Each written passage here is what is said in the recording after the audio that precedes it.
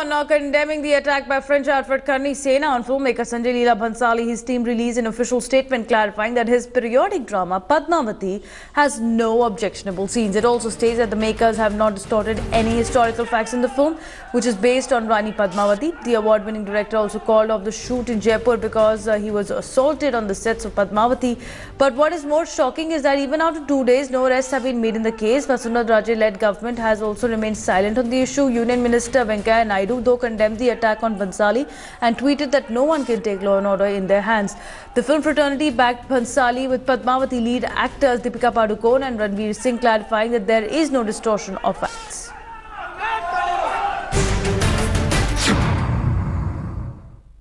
The provocation was from the security chaps those chaps were there for the picturization of Padmavati, and then this mob mentality create this scene.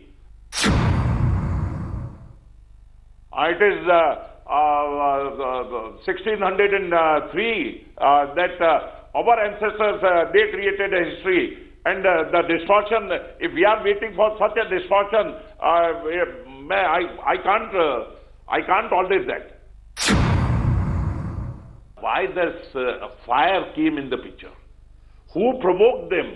There were 200 crew members, 200 bouncers were there, and some 20, 30 people, 50 people, they are able to vandalize that thing.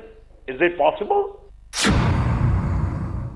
He told us that within 2-3 days, I'll try to rectify the thing. Rectification of what? Rectification of what? The distortion of our history should be rectified. It should not be in such a manner which what they were planning to do. The entire film industry stands together on the fact that we strongly condemn what happened yesterday.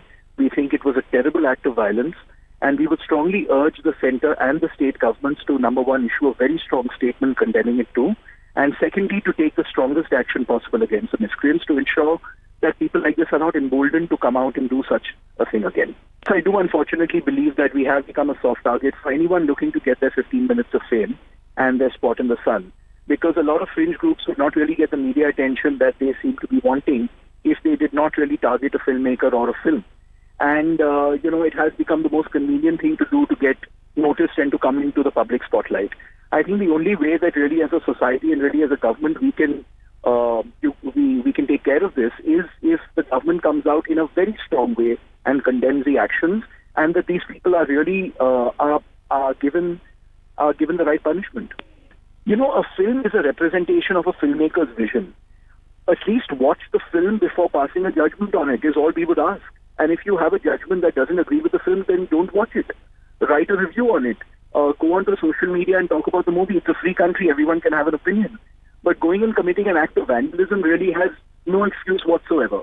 More so in this case, where no one even knows what this film is about. All they know is the title of the movie and the star cast. And they've already jumped to conclusions about what is in the film and what isn't, which I think is absurd. It actually tells you about the hidden agenda of these miscreants, which is, number one, to gain the public spotlight, and number two, to ensure that they come across as being someone who can, I'm not sure what exactly the political angle is to this, but it's very important for the state government and the central government to come down very strongly on them, to ensure that, there aren't other groups who are emboldened, who are similarly emboldened.